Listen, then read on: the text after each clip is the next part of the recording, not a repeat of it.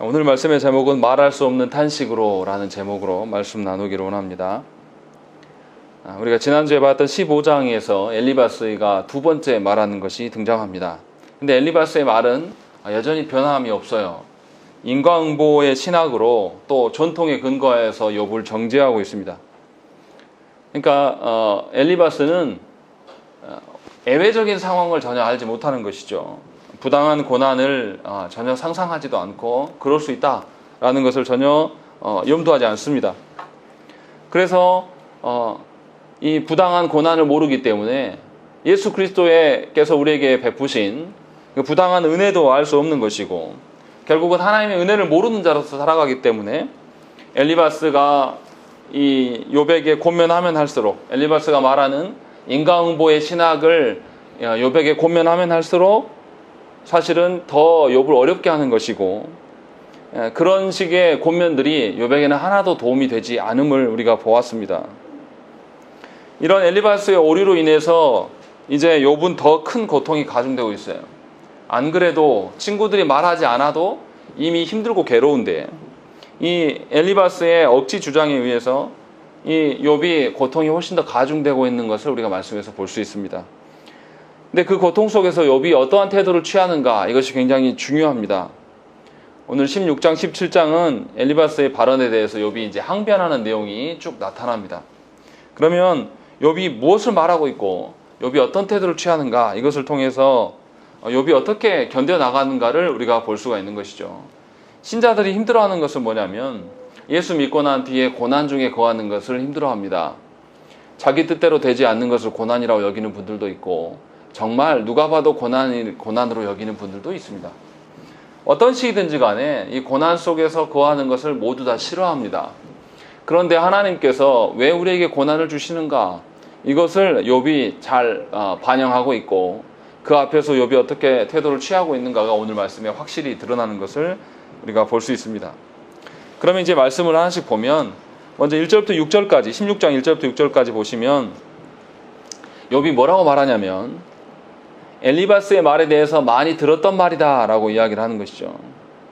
엘리바스가 욥에게 하나님의 위로를 스스로 주었다 라고 자부합니다. 15장 11절 말씀 보시면 하나님의 위로와 은밀하게 하시는 말씀이 네게 작은 것이냐 라고 하면서 자신이 권면하는 것이 하나님의 위로다 라고 이렇게 엘리바스는 스스로 잘난 척하고 있는 것이죠. 그런데 욥이 뭐라 그러냐면 그런 엘리바스의 말을 많이 들어봤고, 그렇게 말하는 사람들, 2절, 16장 2절 말씀 보시면 너희는 다 재난을 주는 위로자들이다 라고 말하는 것이죠. 그러니까 그 사람들이 말하는, 새 친구들이 주는 위로는 사실은 재난이에요. 오히려 욥을 더 어렵게 만들고 욥을 더 괴롭게 만드는 것입니다. 제가 청년 때 30대 이상으로 구성된 청년부에 있었습니다. 근데 거기에 청년들이 500명 정도 있었어요. 근데 이 청년들이 하나같이 힘들어하는 것은 뭐냐면 명절과 장년들을 만나는 겁니다. 왜냐하면 장년들은 결혼하지 못한 30대의 심정을 전혀 이해하지 못합니다. 그래서 걱정한답시고 왜 결혼 안 하고 있냐, 마치 큰 문제가 당한 것처럼 항상 고민하기 때문에 명절 되면 다 집에 안 가요. 모여서 따로 있기를 원하고 혼자 있기를 원하고, 권면하면 할수록 더 중압감으로 힘들어지는 것을 전혀 장년들은 이해하지 못합니다. 저는 그 시기를 지나봐서 청년들에 대해서 어떤 마음인지를 조금은 알아요. 그런데 이런 것처럼 엘리바스가 욥에게 권면하면 할수록 그 욥에게 위로가 가는 것이 아니라 재난이 계속 가중된다. 그래서 욥은 재난을 주는 위로자다라고 이렇게 지금 말하고 있는 것이죠. 그러니까 친구들의 권면은 욥에게는 아무런 유익이 없습니다. 그냥 헛된 말에 불과하는 것이죠. 그래서 이 욥에게 엘리바스의 말이 전혀 위로가 되지 않는 이유가 무엇인지 우리가 한번 살펴야 된다는 것이죠. 그래서 생각을 해보면 엘리바스의 주장대로 인과응보식의 신학이 다 틀린 말은 아니에요. 우리가 하나님 앞에 언약을 이야기할 때도 하나님의 말씀에 순종하면 하나님 복을 주시고, 불순종하면 하나님의 저주를 받는 것, 이 인과응보의 신학이 틀린 것은 아니에요. 문제는 뭐냐면 이 인과응보의 신학을 적용할 때에 전혀 상황을 고려하지 않고 마구잡이식으로 막무가내로 적용하는 거예요. 예를 들면 이런 거죠. 하나님 앞에서 인과응보식이 틀렸다는 것은 아니지만 지금 고통 중에 있는 사람, 자기가 무엇 때문에 고통받고 있는지를 깨닫지 못하는 사람한테 가가지고 내가 아는 인과응보의 신학으로 보니까 너는 죄 때문에 그런 거야 라고 이렇게 막무가내식으로 이야기하면 이것은 절대 위로가 되지 않습니다. 이것은 폭력이 되는 거예요. 실제로 제가 아는 어떤 집사님이 자녀에게 큰 어려움이 있었는데 그 자녀에게 어떤 목회자가 가서 당신의 자녀가 이런 것은 당신의 죄 때문이다 이렇게 직접적으로 말한 적이 있어요. 그 집사님이 굉장히 시험 들었고 그 교회를 결국은 떠나버렸습니다. 틀린 말을 하지 않았는데 왜 그런 상황에 놓이게 되는 것입니까? 그 사람의 처지와 그 사람의 상황에 대해서 살피는 마음이 없고 그저 그 사람 앞에서 자신이 알고 있는 신학을 그냥 계속 내뱉고 싶은 거예요. 그러니까 그 사람의 영혼의 어떠함을 위한 것이 아니라 그 사람의 처지와 그 사람의 심정이 어떠한 것을 유심히 살피고 그 사람의 상황이 어떻구나라는 걸 알고 말하는 것이 아니라 그냥 자기 과실을 드러내려고 그렇게 고민하는 분들이 꽤 많다는 것입니다. 분명히 진리를 말하고 있지만 그 진리가 더 이상 위로가 되지 않는다는 것입니다. 그러니까 조심해야 될 것은 먼저 믿은 자들이 안 믿는 자들이나 이제 믿기 시작한 분들에게 대해서 함부로 그의 삶에 대해서 잘 알지 못하면서 우리의 추정대로 평가하고 위로한답시고 말을 던지는 것이 굉장히 위험한 일입니다.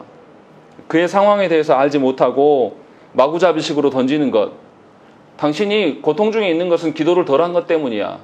당신의 가정에 어려움 있는 것은 당신이 예수를 잘못 믿었기 때문이야. 이렇게 함부로 던지는 것은 굉장히 위험한 것이고 오히려 그것이 큰 폭력이고 그 사람에게 큰 괴롭힘이 될 수 있는지를 우리가 생각을 해봐야 됩니다. 그럼에도 불구하고 한국 교회 안에서는 이런 식의 권면들이 아주 쉽게 통용되고 있어요. 그 영혼이 어떠한 지경에 있고 어떤 상태에 있는지에 대해서 살피지 않으면서 자기가 경험한 어떠한 것으로 무조건적으로 대입하는 그런 경우들. 저도 그런 상황을 겪고 있습니다. 개척교회 목사로서 몇 년을 하고 있으면 저는 그렇게 힘들지 않게 느끼고 있는데 그냥 자기들이 추정하는 개척교회 상황들을 짐작하고 와가지고 전혀 힘들지 않은 부분을 힘들 것이다 라고 생각하고 도와준다라고 말해요. 별로 도움도 되지도 않고 별로 위로도 되지도 않습니다. 정말로 무엇 때문에 근심하고 있고 무엇 때문에 고민하고 있는지를 전혀 알지 못하고 그냥 본인들이 추정한 개척교회의 어떠함을 놓고 그렇게 바라보는 시각들이 오히려 더 안타까워요. 개척교회에서 누릴 수 있는 하나님의 은혜와 하나님의 돌보심에 대해서는 전혀 알지 못한 상황에서 추정치로 던지는 말들이 대부분 다 제 마음속에 내려앉지 않고 다 귀에서 떨어져 나가버립니다. 뭐 그걸로 상처받지는 않는데 그러한 일들이 우리 가운데 많다라는 것입니다. 그러니까 엘리바스처럼 우리가 행동하는 경우가 매우 허다해요. 중요한 것은 우리가 개혁주의의 신학과 교리를 아는 것도 매우 중요하지만 그 영혼을 사랑하는 마음이 매우 중요한 거예요. 그 영혼을 내 마음을 다 드러내서 그 영혼을 사랑하고 내가 충분히 그 영혼에게 희생하겠다는 마음 없이 막무가내식으로 신학을 적용하는 것은 폭력입니다. 실제로 그런 일들이 우리 현실에서 많이 자행되고 있고요. 엘리바스도 그런 연장선에 서 있는 것이죠. 그래서 욥의 대답이 당신은 재난을 주는 위로자다. 당신이 내 뱉으면 뱉을수록 나에게는 재난이 가중되는 것뿐이다. 지금 그렇게 이야기를 하고 있는 것입니다. 그런데 이 욥이 이제 처음만 그렇게 말하고 욥이 뭐라고 말합니까? 4절 5절 말씀 보면 이렇게 되어 있습니다. 나도 너희처럼 말할 수 있나니 가령 너희 마음이 내 마음 자리에 있다 하자. 나도 그럴듯한 말로 너희를 치며 너희를 향하여 머리를 흔들 수 있느니라. 그래도 입으로 너희를 강하게 하며 입술의 위로로 너희의 근심을 풀었으리라 라는 것이죠. 내가 네 입장이라면 나도 너처럼 얼마든지 말할 수 있다. 네가 아는 그 신학 몇 가지로 내 삶을 정죄하고 평가하면서 위로랍시고 던질 수 있다. 근데 나는 그렇게 안 할 거야. 5절에 보시면 입으로 오히려 너희를 강하게 해주고 입술의 위로로 너희의 근심을 푸는 일에 내가 사용할 것이다 라고 이야기를 하고 있는 것이. 그러니까 욥이 지금 엘리바스에게 아예 이제 대놓고 지금 당신이 던지는 것이 위로가 되지 않고 다른 방식으로 하는 것이 위로가 될 것 같습니다. 라고 말하고 있는 것이죠. 그러니까 오히려 욥이 뭐 하고 있는 겁니까? 극심한 고통 중에서 괴로움 속에서 괴로움에만 쌓여 있는 것이 아니라 오히려 엘리바스를 걱정하고 있고 하나님의 위로가 무엇인지를 엘리바스에게 알려주고 있는 거예요. 그러면서 바른 위로됨, 바른 권면함이 무엇인지를 지금 오히려 제시하고 있는 것입니다.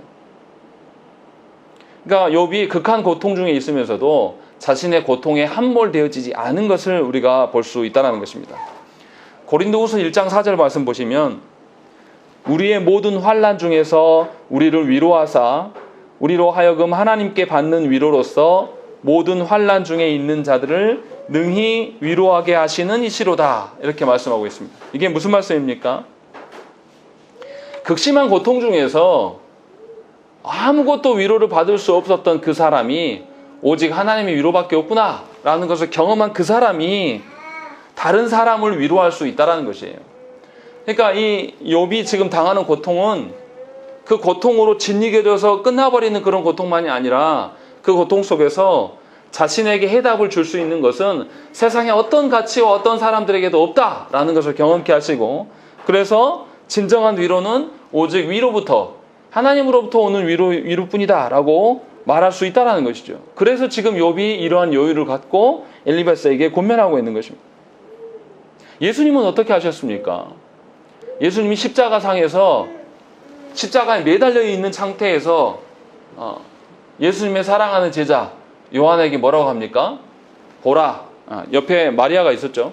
보라, 네 어머니다 라고 말하면서 남겨진 육신의 그 어머니가 괴로워할 것들을 알고 요한에게 자기 어머니를 부탁하는 말씀을 끝까지 하고 있는 거예요. 십자가 도상에서 십자가에 못 박히시면서 돌아가시면서 자신의 극한 고통만 이야기하는 것이 아니라 도리어 남겨진 자들을 위로하고 그들에게 하나님의 그 어떠하심이 무엇인지를 보여주고 있다는 것입니다.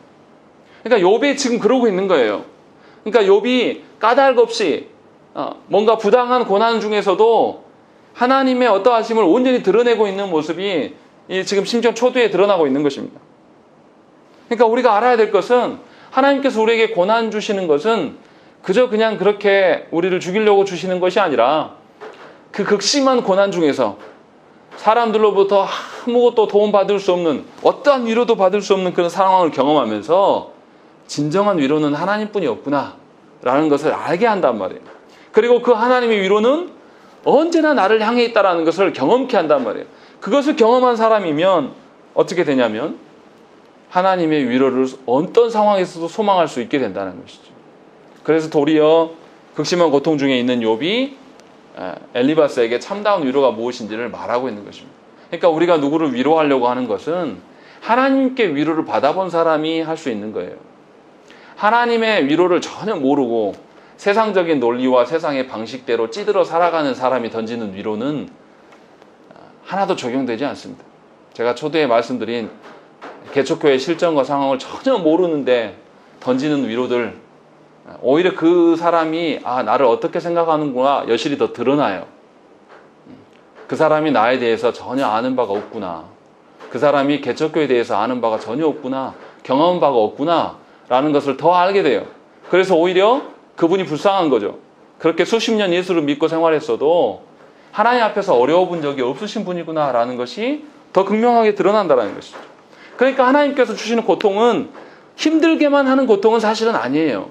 욥의 상황을 봤을 때 하나님께로부터 받은 고통의 그 끝자락까지 인내하고 견딜 때에 드러나는 것은 우리의 유일한 위로가 되시는 그 하나님이 유일하시기 때문에 뭔가 힘들고 고되고 하나밖에 없는 것처럼 느껴지는 것이 아니라 유일하시기 때문에 전부인 하나님으로 드러나는 것이고, 유일하시기 때문에 우리의 모든 소망이 되시는 것이 하나님이심을 깨달아 알게 된단 말이에요.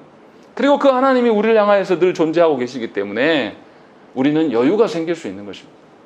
그러니까 하나님 앞에서 신자가 고통당하는 것은 하나님의 위로를 충만하게 누릴 수 있는 기회가 되는 것이고, 또 그 위로가 다른 영혼들에게 여지를 계속 둘 수 있는, 뭔가 칼로 물을 자르듯이 하나도 여유도 없이 사람을 대하는 것이 아니라 하나님께서 나에게 그 극심한 고통 중에서도 위로하셨음을 경험했기 때문에 다른 사람에게 늘 여유를 둘 수가 있는 것이죠.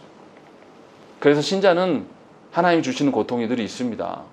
그리고 그 고통의 놀라운 기적은 뭐냐면 우리가 힘겹게 어려운 중에서도 하나님을 신뢰하기 때문에 우리가 여유 있는 삶을 살 수가 있는 거예요. 남의 영혼을 돌아보며 하나님께 설 수 있는 힘을 주신다라는 것이죠. 그러나 그 고통이 다 끝나지 않을 수도 있어요. 그런 여유가 있음에도 불구하고 욥의 경우가 딱 그런 상황입니다. 욥이 7절부터 14절까지 하는 이야기가 뭡니까? 욥이 당하는 고통의 주체가 누구시냐?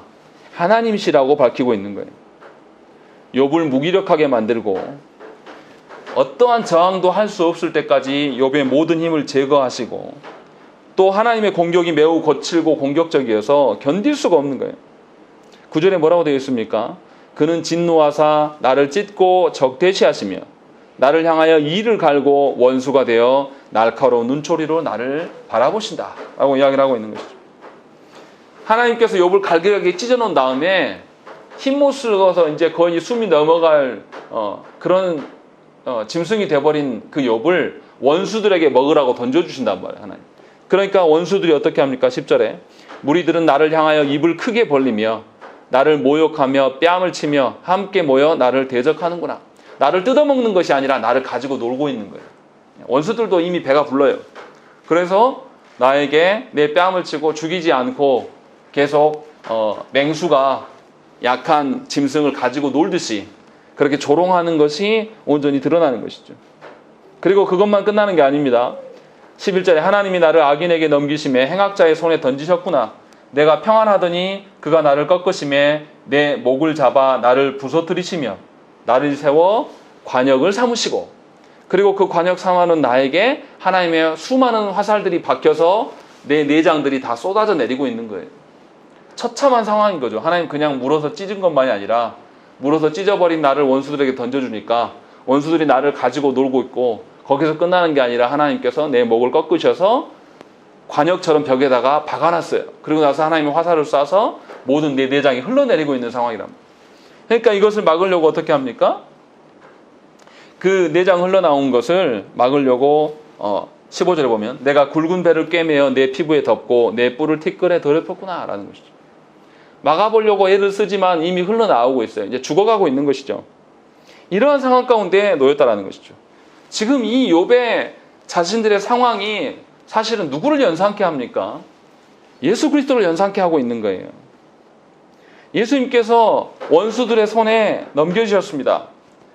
매를 맞았어요. 어떤 채찍으로 맞았습니까? 쇠사슬이 달려있어가지고 채찍을 때리면 살점이 다 뜯어져 나갑니다. 그거를 수차례 맞으시고 십자가를 메고 골고다 언덕으로 올라가세요. 그리고 올라가서 어떻게 됩니까? 로마 병정들에게 조롱을 당하십니다. 가만둬봐라. 이 사람이 지가 메시아라고 했으니까 지를 살릴 수 있는지 없는지 보자. 또 그리고 조롱하고 침뱉고 또 예수님에게 가서 신포도주를 주면서 한번 먹어봐 하면서 가지고 놀아요. 예수님. 그리고 그 앞에서 자기들끼리 예수님의 옷을 가지고 따먹기 놀이를 하면서 낄낄대고 웃고 있는 그런 것들을 성경에서 보여줍니다. 근데 주님이 어떻게 하십니까? 주님이 극심한 고통 속에서 하나님을 저주하고 원망하지 않아요. 주님은 끝까지 하나님을 찾으십니다. 자신들을 핍박하는 그 원수들을 바라보면서 너희들 가만히 안 둔다. 내가 반드시 복수하러 온다. 이런 말씀 하시지 않아요. 뭐라 그러냐면 나의 하나님 어찌하여 나를 버리셨나이까? 라고 하면서 하나님께만 호소하고 있는 거예요. 그러니까 주님은 십자가상에서도 끝까지 뭐하고 있는 거냐면 하나님 앞에서 고난을 당하시는 거예요. 사람들 앞에서 고난 당하는 게 아니에요. 하나님의 사명 때문에 하나님 앞에 머물기를 원하는 것이고 하나님에게만 희망이 있기 때문에 하나님께만 나아가고 있는 거예요. 그런데 우리는 어떻습니까? 우리는 그렇게 행하지 않잖아요. 조금만 견디기 힘든 상황이 나오면 하나님을 원망해요. 어떻게 하면 이 위기를 모면할 수 있을까? 어떻게 하면 더 쉬운 방편으로 이 위기를 건너뛸 수 있을까를 생각합니다. 그래서 안 하던 기도도 갑자기 해요. 기도를 열심히 해서 이 위기를 넘겨버리라. 또 안 하던 봉사도 막 열심히 합니다. 그렇게 하면 하나님이 뭔가 나의 삶을 달라질 것처럼 생각을 해요. 그리고 더 무서운 건 뭡니까? 내 고난과 고통이 사람들한테 들춰져서 창피할까 봐 염려해요. 하나님 앞에서 그 고난을 달게 받고 하나님께서 나의 모든 해결책이 있다라고 믿지 않는단 말이에요. 사람들에게 나에게 어떻게 비춰줄까? 고난 중에서도 사람들의 눈을 두려워하면서 사람들한테 나를 포장하려고 예를 쓴단 말이에요. 그러니까 하나님 앞에서 받는 고난이 아니에요. 하나님이 주시는 고난보다 사람들 앞에 내가 우세당하는 것이 더 무서운 것이죠. 그런 방식으로 하나님이 주시는 고난을 건너뛰어보려고 하는 것입니다. 거기에서 우리가 무엇을 깨달을 수 있겠습니까? 그런 방식으로 인하여서 하나님이 그 극심한 고난 중에서 하나님의 유일한 희망이 어떻게 우리가 되실 수 있겠어요? 불가능한 거죠.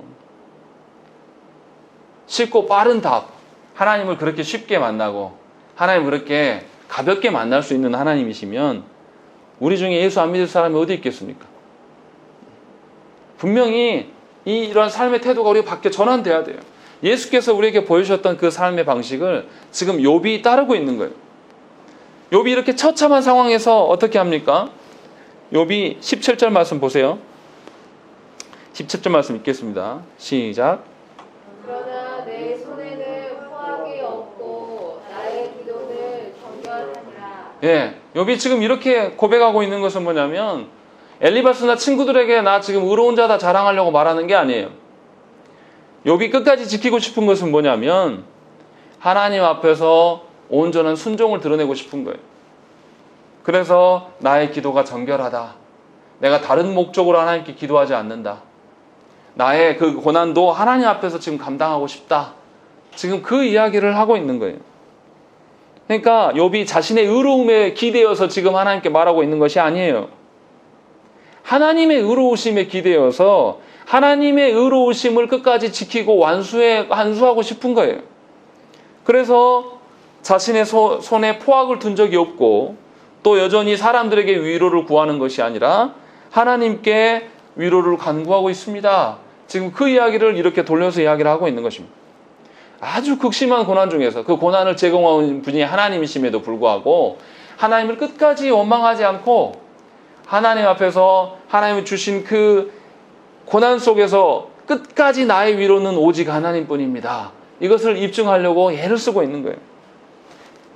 남겨진 힘, 남겨진 그 숨 쉴 수 있는 힘까지 전부 다하여서 하나님 앞에 자신을 드러내고 있는 거예요. 그리고 자신의 그 의로움을 18절에도 또 이야기를 합니다. 뭐라고 합니까? 땅아 내 피를 가리지 말라. 나의 부르짖음이 쉴 자리를 잡지 못하게 하라 라고 하는 것이죠. 땅에 피가 호소한다. 이 어디서 나오는 말씀입니까? 창세기 4장 우리가 주일에 보았던 말씀에 보면 하나님께서 가인에게 묻는 장면이 바로 그거예요. 아벨의 피가 땅에서 호소한다. 이것은 뭡니까? 하나님께서 고발하고 있는 장면이에요. 그러니까 지금 욥이 하나님 주시는 고통으로 인하여서 피 흘리고 낭자가 된 자신의 그 모습을 보면서 자신이 자신의 고난당함을 하나님이 모르시지 않는다. 하나님 다 아신다. 그래서 자신의 고난을 하나도 감추지 않고 하나님께 다 드러내 보이는 거예요. 그리고 자신의 부르짖음이 이 땅에서 자리를 잡아서 평안히 쉬면 안 돼요. 누구한테 가야 되니까요? 하나님께 가야 되니까. 그래서 지금 계속 그 이야기를 하고 있는 거예요. 그러면서 욥이 무엇을 구합니까? 중보자를 구해요. 19절 말씀 읽겠습니다. 시작. 지금 나의 증인이 하늘에 계시고 나의 중보자가 높이에 계시니라. 예, 욥이 끝까지 의존하는 것은 뭐냐면 사람이 아니에요. 욥은 끝까지 뭐냐면 하나님이 중보자 되신다. 분명히 앞에서 자신의 고통을 가하시는 분, 자신의 고통을 유발시키는 분이 하나님이시라고 분명히 말했으나 그러함에도 욥은 끝까지 자기의 피난처는 하나님밖에 없고 자신의 의로움을 입증해 주실 수 있는 분도 하나님 한 분밖에 없다. 그래서 중보자도 하나님께 찾고 구하는 것이에요. 하나님의 공의를 알기 때문에, 자신의 의로움이 아니라 하나님이 공의로우신 분임을 너무나 잘 알기 때문에 하나님 앞에서 중보자를 구하면서 하나님께 간구하고 있는 것이죠. 그러니까 하나님을 의존하는 모습을 잃지 않고 있어요. 사탄이 어땠습니까? 사탄이 하나님께 그랬어요. 욥이 까닭없이 하나님을 섬기겠습니까? 하나님 잘해주니까 하나님께 감사하지. 하나님이 자녀도 주고 물질의 복도 주고 뭐도 주고 그러니까 욥이 하나님을 찬양하는 것이지. 하나님 다 걷어가시면 그 사람이 까닭없이 하나님 섬기겠습니까? 사탄이 이렇게 말했단 말이에요. 근데 이 말을 완전히 뒤집고 있는 거예요, 지금 욥은. 한국 교회에서 어떻습니까? 많은 그리스도인들이 모여서 무슨 이야기 합니까? 기도할 때 물권을 달라고 그러고 인권을 달라고 그러고 말도 안 되는 기도를 막 하고 있어요. 하나님이 뭔가를 줘야지만 하나님께 감사하는 그런 형태. 하나님이 안 주시면 하나님 언제든지 배반할 수 있는 그런 신앙. 그런 방식을 소망하면서 그것을 구하면서 하나님께 나아간단 말이에요. 우리도 잘 알지 않습니까? 상대방이 나에게 뭔가를 얻어먹을 거 있어서 나에게 빌붙는 것과 정말 내가 좋아서 나를 만나고자 하는 것은 다른 거예요. 사람도 안단 말이에요. 근데 하나님께서 우리를 보고 모르시겠습니까? 하나님은 우리와 진정한 사랑의 교제를 하고 싶으신 거예요. 뭔가 하나님께 뜯어먹을 것이 있어서 뭔가 하나님의 능력, 하나님이 가지고 계신 어떤 카드 이런 거를 내가 받아서 써먹고 싶어서 하나님께 나아가는 것을 하나님이 좋게 보시지 않아요. 그런 방식으로 서는 것은 사랑이 아닙니다. 사람들끼리도 그렇게 인정하지 않지 않습니까? 욥이 지금 그것을 보여주고 있는 거예요. 그러니까 욥은 자기 자신의 어떠함으로 하나님께 나아가는 것이 아니라 하나님이 의로우신 분이기 때문에 하나님이 그러한 분이시기 때문에 지금 나에게 가한 이 고난도 나중에 하나님 다 해명해 주실 것이고 다 위로해 주실 것이고 모든 사람들 앞에서 나를 신원하셔서 내 억울함을 다 풀어주실 것이다. 이 모든 것이 하나님께 있다라는 걸 믿기 때문에 극심한 고난을 주신 그 하나님이지만 그 하나님에서 중보자를 찾고 구하고 나아가는 것입니다. 예수님도 그런 말씀하셨어요. 또 무리에게 이르시되 아무든지 나를 따라오려거든 자기를 부인하고 날마다 제 십자가를 지고 나를 따를 것이니라 라고 말씀하신 거죠. 예수님을 따르려면 나를 완전히 부인해야 돼요. 내가 이해되는 정도, 내가 바라는 어떠한 것, 내가 하나님께 소망하는 것이 내 안에서 이루어지는 것, 이런 방식으로 하나님과 교제하려고 하는 것은 하나님을 사기치려고 하는 거예요. 아주 교만한 태도라는 것이죠. 그런데 수많은 그리스도인들이 그런 방식으로 예수를 믿고 그런 방식으로 종교 생활을 합니다. 그러면서 하나님 사랑한다고 거짓 증언을 마구 날려요. 나중에 이것이 다 밝히 드러났을 때 하나님께 무슨 낯짝으로 우리가 설 수 있겠습니까? 이런 거짓된 생각으로 하나님 앞에 서는 것들에 대해서 하나님 앞에서 얼마나 부끄럽겠습니까? 하나님 그것을 너무나 잘 아셔요. 그래서 사랑하는 자들에게 거짓된 사랑에 빠지지 않도록 고난을 주시고 하나님과 진정한 사랑과 하나님을 의존할 수 있는 자로 하나님 만드시기를 원하시는 거예요. 이 고난이 끝나고 났을 때, 이 고난이 하나님께서 해결하실 때에 우리는 진정으로 하나님 사랑할 수 있게 되는 것입니다. 하나님 앞에서 충분한 그 만족과 위로를 받을 수가 있게 되는 거예요. 그리고 그것을 고난을 한번 끝까지 견디고 이겨냈을 때 이겨낸 사람은 이제 더더욱 하나님을 신뢰할 수밖에 없습니다. 그 극심한 고난에서도 나를 건지신 그 하나님을 바라보면서 하나님과 온전한 교제 자리에 불러 세우시는 거예요. 그러니까 예수 믿고 하나님 고난을 주시는 것은 감사해야 될 일이에요. 더러운 거짓된 방식으로 하나님을 사랑하는 자로 만드는 것이 아니라 정말 진실된 사랑, 정말로 영혼을 사랑하는 방법을 사람들에게서 배우게 하지 않게 하시고 하나님께 배우게 하시기 위하여서 우리를 그렇게 불러 세우신다는 것이죠. 그러니까 우리가 이해될 수 있는 하나님을 믿는 게 아니라 이해할 수 없는 우리를 초월하신 하나님을 믿게 되는 구조가 우리 가운데 된다는 것입니다. 얼마나 감사한 일입니까? 얼마나 기뻐해야 될 일입니까? 욥은 지금 그 이야기를 하고 있는 거예요. 그런데 어떻습니까? 22절 보시면 욥의 현실이 어떠한지 다시 말해요. 수년이 지나면 나는 돌아오지 못할 길로 갈 것임이니라. 1절에 나의 기운이 쇠하였으며 나의 날이 다하였고 무덤이 나를 위하여 준비되었구나 라고 되는 것이죠. 하나님께서 해결하시지 않으니까 어떻게 돼요? 이제 욥은 돌아올 수 없는 죽음의 길로 가야 된다. 지금 그것을 인정하고 있는 거예요. 자기의 날이 다한 것 같다. 욥이 원수들로부터 조롱당하고 뭔가 억울한 일들 가운데 놓여있고 그리고 사람들로부터 속담거리가 되어버렸어요. 그런데도 불구하고 자신 앞에 남겨진 현실은 죽음이에요. 하나님의 신혼이 드러나는 것이 아니라 죽음 가운데 놓여 있다는 것이죠. 그런데 욥이 어떻습니까? 그런 죽음의 현장에서도 또다시 이야기해요. 3절 말씀, 17절 3절부터 5절 말씀 읽겠습니다. 시작. 그런데 나에게 담보물을 주소서. 나의 손을 받아가 주다가 누구리까. 주께서 그들의 마음을 가리어 깨닫지 못하게 하셨사오니 그들을 높이지 마소서. 보상을 얻으려고 친구를 비난하는 자는 그의 자손들의 눈이 멀게 되리라 라고 이야기하는 것이죠. 끝까지 욥이 뭐합니까? 하나님께 담보물을 구하고 있는 거예요. 하나님, 지금 당장 내가 신혼되지 않고 이제 곧 죽을 것 같은데요. 하나님, 그래도 나는 하나님을 신뢰하고 있으니 하나님 저에게 신뢰할 수 있는 담보 증서를 하나 써주세요. 난 그것으로도 만족하고 족합니다 라고 이렇게 고백하고 있는 거예요. 그리고 놀라운 것은 우리가 다 읽진 않았지만 13절부터 16절의 말씀 보시면 놀랍게도 욥이 무슨 이야기를 하냐면 희망을 4번이나 언급합니다. 13절 보시면 내가 수월히 내 집이 되기를 희망하며 내 침상을 흑암에 펴놓음에 무덤에서 너는 내 아버지라 구독에게 너는 내 어머니 내 자매라 할지라도 나의 희망이 어디 있으며 나의 희망을 누가 보겠느냐. 우리가 흙 속에서 쉴 때에는 희망이 소홀의 문으로 내려갈 뿐이니라 라는 것이죠. 자신이 죽어 없어져서 희망이 없어질 것 같지만 분명히 이 희망을 이야기하면서 그 희망의 어떠함을 노래하고 있는 것이죠. 희망을 부정하게 되면 남는 것이 뭐라고 이야기하는 거냐면 지옥밖에 없다, 수월밖에 없다, 지금 이렇게 이야기를 하고 있는 것이죠. 실제로 고난 중에 있는 사람 중에서 희망이 없어지면 그 사람들 어떻게 합니까? 절망으로 인해서 아무 말도 하지 않습니다. 정말로 극심한 고통으로 인해서 아무런 답이 없는 사람이 마지막 최후에 선택하는 건 뭐예요?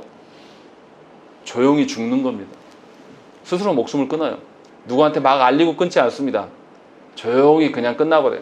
그런데 욥은 끝까지 어떻게 해요? 계속 희망을 말하고 있는 거예요. 희망이 보이지 않는데 감당할 수 없는 현실 속에서도 여전히 희망을, 위로를 노래하면서 계속 이야기를 하고 있는 거죠. 그러니까 끝까지 희망을 갈망하고 있어요. 분명히 자신의 현실은 죽음이고 끝인 것 같은데 욥은 계속 희망을 말하고 있다는 것입니다. 그것이 욥이 아직 희망을 바라보고 있다는 것입니다. 그럼 욥이 이게 어떻게 가능합니까? 이게 중요한 포인트예요. 욥이 무슨 힘으로 지금 이렇게 하고 있는 건가? 자신의 현실은 아무도 변화되지 않고 여전히 죽음 가운데 있는데 욥이 어떻게 가능하냐? 로마서 8장 말씀을 한번 찾아보시죠.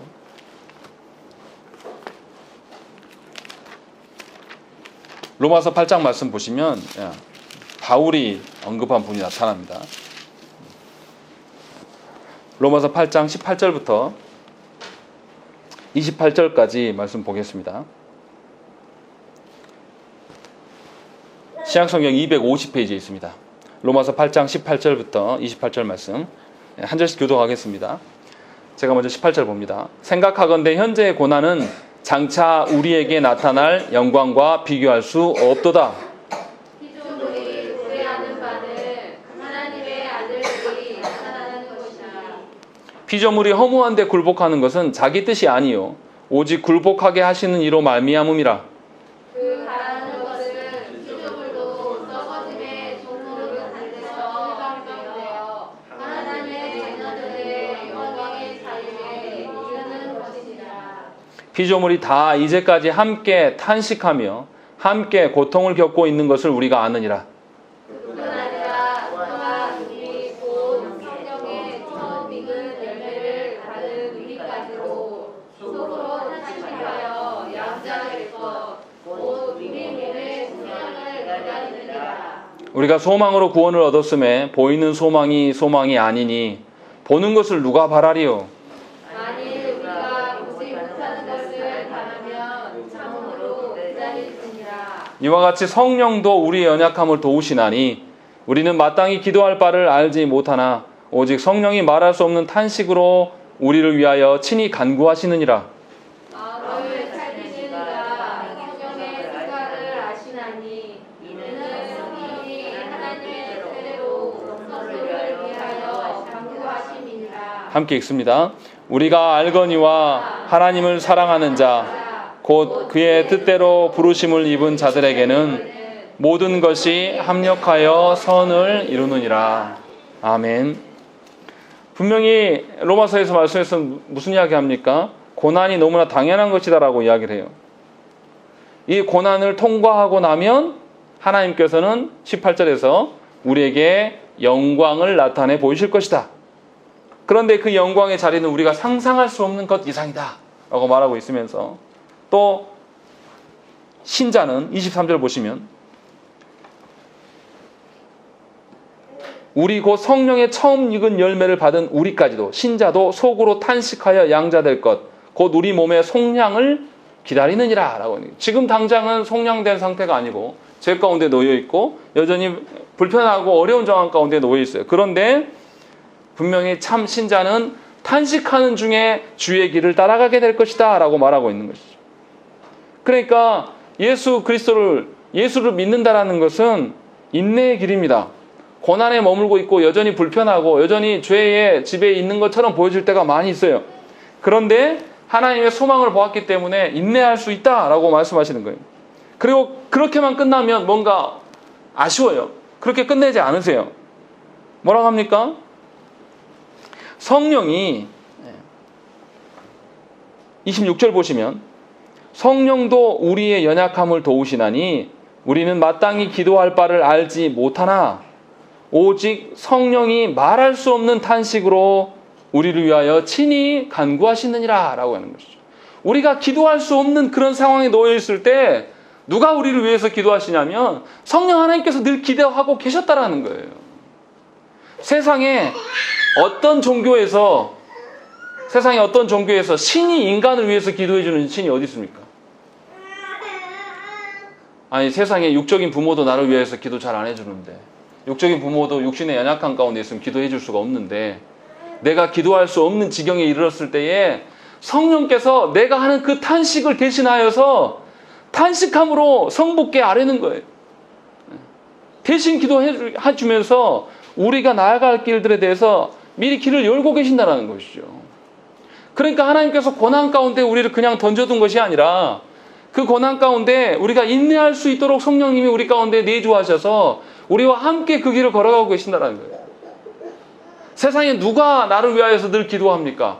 내가 어떤 상태에 있어서 기도하지 못할 상황에 처했을 때에도 성령 하나님은 그 길을 위해서 함께 기도하고 계신다는 거예요. 성부 앞에서 우리를 변호하시면서 우리의 어떠함을 너무나 잘 아셔서 갈 길을 열어주고 계신다는 거예요. 놀라운 것은 욥만 그런 게 아니에요. 히브리서 5장 8절과 9절 말씀 보면 그가 아들이시면서도 받으신 고난으로 순종함을 배워서 온전하게 되셨은즉 자기에게 순종하는 모든 자에게 영원한 구원의 근원이 되시고 라고 되어 있습니다. 히브리서 5장 말씀에서는 분명히 뭐라고 되냐면 예수님께서도 고난을 통하여서 순종을 배우셨다. 그 고난을 통하여서 온전하게 되셨다라고 말씀하고 있다는 것입니다. 하나님이신 그분이 무슨 고난이 필요해서 그 순종을 배울 필요가 있겠습니까? 참 신자됨과 참 사람됨이 본보기를 우리에게 보이시기 위하여서 고난을 통하여서 순종의 온전하심을 배우고 순종을 통하여서 하나님의 온전하심 가운데 서게 된 것을 우리에게 보여주셨다라고 말하고 있는 거예요. 그러니까 극심한 고난 가운데 있는 우리들을, 그것도 그 고난의 주체자가 하나님이신 그분이 우리를 그냥 내버려 두시지 않고 성령 하나님을 그 가운데 두셔서 도무지 우리가 깨닫지 못할 때도 성령 하나님 우리를 위하여서 계속 간구하시면서 일하고 계신다는 거예요. 그러니까 고난을 주시면 뭡니까? 우리에게 순종의 자세를 배우게 하시고 우리에게 정말 사랑의 요제가 무엇인지를 알게 하셔서 하나님 앞에 온전한 자로 만들기 위하여서 하나님 그 일을 행하시고 계신다는 거예요. 그러니까 우리가 고난 중에 있을 때도 혼자 있는 게 아니에요. 우리가 미련하여서 볼 줄 모르고 우리가 하나님 나라의 가치들을 바라보고 싶은 것이 아니라 여전히 세상의 가치가 좋고 세상의 방식대로 살아가기 때문에 아무것도 안 보이는 거예요. 그래서 하나님 주신 소망이 늘 쏟아지고 있는데도 그 소망을 노래하지 않습니다. 모든 것이 끝나버린 그런 표정을 하고 모든 것이 인생이 끝난 것처럼 하나님 앞에 침울하면서 살아가고 있는 거예요. 하나님이 얼마나 안타까우시겠습니까? 우리를 보면서 하나님이 얼마나 안타까워하시면서 탄식하시겠냐고. 우리가 하나님께 탄식해야 될 그 탄식보다 성령님께서 우리를 향하여서 성부 하나님께 탄식하는 그 탄식이 훨씬 클 거예요. 그런 방식으로 우리를 하나님께서 돌보고 계신다는 거죠. 그러니까 여러분들이 고난 중에 있는 것은 결코 하나님께서 우리를 죽이시기 위하여서, 우리를 내던져 버리시기 위한 고난은 절대 아니에요. 분명히 하나님께서는 그 고난을 통하여서 진짜 백이 신자를 만드시기를 원하시는 거예요. 조국교회 현실을 보면요, 교계의 현실을 보면 참 신자가 정말 아쉬워요. 정말 찾아보기 힘든 시절입니다. 정말로 하나님을 의존하고 살아가는 그런 영혼을 찾기가 매우 드문 시대를 우리가 살아가고 있어요. 그런데 하나님께서는 그 시대의 삶 가운데 우리를 불러주셨어요. 진짜 백이 신자를 만드시려고 그냥 편안한 중에 부르신 게 아니에요. 정말로 힘든 그 고난과 해결할 수 없는 그런 상황에 우리를 다 하나님 두셨지 않습니까? 어떤 분들은 그 고난의 터널을 끝나가고 있고, 또 어떤 분들은 여전히 그 암흑 속에 머무시는 분들도 있고, 그런데 다 하나님께서 그런 방식으로 우리를 다 부르셨어요. 그래서 참 하나님의 신자된 자를 하나님 불러 모으시고 있는 거예요. 왜요? 무너져가고 있는 이 조국교회를 다시 재건해야 되거든요. 감사한 것은 우리 같은 것들에게 그 재건의 기회를 맡기고자 하나님께서 우리를 다루고 계시는 거예요.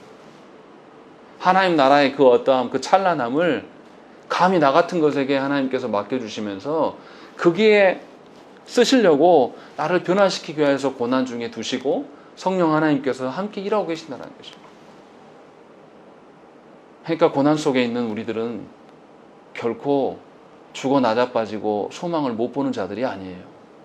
하나님 늘 그곳에 일하고 계십니다. 하나님 늘 그곳에서 우리를 부르고 계세요. 예수님께서도 그 과정을 거치셔서 순종의 본 모습을 보이셨어요. 그러면 우리는 어떻게 했습니까? 당연히 우리는 그 길을 걸어야죠. 당연히 그 길에서 내가 생각하는 방식대로 일의 해결이 되는 것을 소망할 것이 아니라 하나님께 온전히 맡기기를 소망해야 됩니다. 성령께서도 도우시고 계시기 때문에 얼마나 든든합니까? 그 하나님께 설 수 있기를 하나님께 구해야 돼요. 그러니까 우리가 하나님 앞에 탄식의 기도를 올려드리는 것이 얼마나 기쁜 일인지 아셔야 돼요.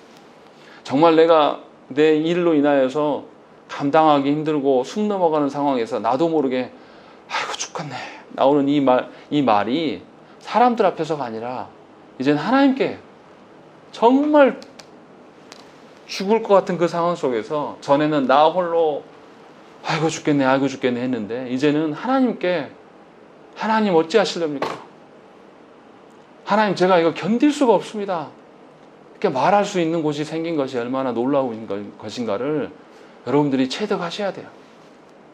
그래서 하나님께 탄식하셔야 됩니다. 전에는 사람들을 향하여서 내 말 들어줄 사람이 필요했어요. 그러나 이제는 살아계신 하나님이 내 말을 듣고 계시기에 그 하나님께 구하십시오. 그리고 그 하나님께서 우리에게 이루실, 바울이 우리에게 말했던 것처럼 이 고난 이후에 장차 우리에게 주실 그 하나님의 영광을 바라보면서 우리가 인내하십시다. 하나님은 우리를 결코 이 상태로 두시지 않습니다. 하나님 분명히 우리를 바꾸셔서 우리의 놀라운 그 체험들을 사용하실 날이 곧 오게 하십니다. 그날을 소망하면서 오늘을 하나님 앞에 살아드리는 저와 여러분 되시기를 간절히 축원합니다. 함께 기도하겠습니다.